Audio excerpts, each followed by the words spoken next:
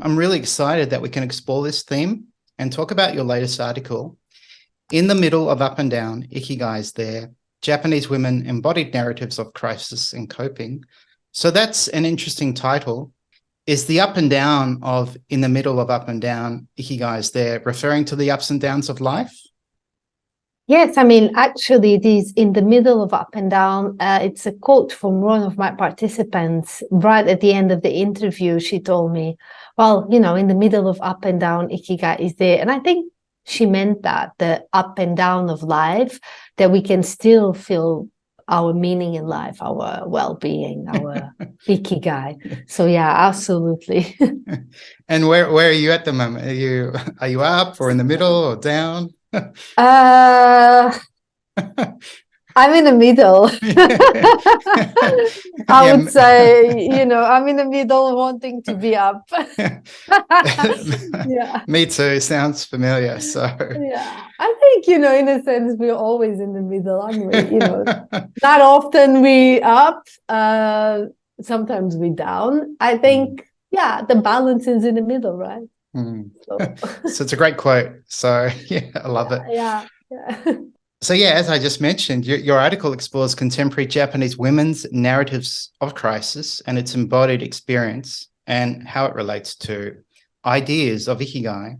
And to quote you, this is an exploratory study and it was conducted to gain insights into women's embodied experience of times of crisis and how they find or maintain Ikigai during this time. So a fascinating theme.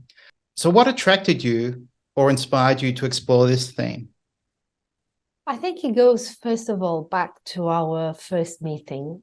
The fact that I personally had a quite a big crisis with the car accident and everything that involved, all my dance career and everything that was left behind out of this traumatic experience. So most often I feel that when people experience some sort of loss of direction, confusion, or sadness in their life, we tend to seek out for things. We tend to seek out for answers. So, self-help books, text, psychology, other forms of therapy, listening to a podcast. So people do seek out for things. But sometimes the answers we seek in times of crisis are exactly within us. And if we stop and put that into practice and put into practice what we already know and what we already learned from life, or simply attending to our bodies, so listening to what's happening inside of us. In that sense, I wanted to explore the stories of ordinary people, people like you and I, crises and problems that in one way or on another we all go through or that we can relate to. And I wanted to hear from them, how did they overcome these issues and how do they maintain their Ikigai or their well-being?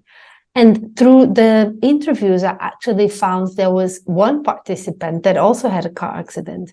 So, I could relate really well to her experience. And I think that's what inspired me to explore this theme.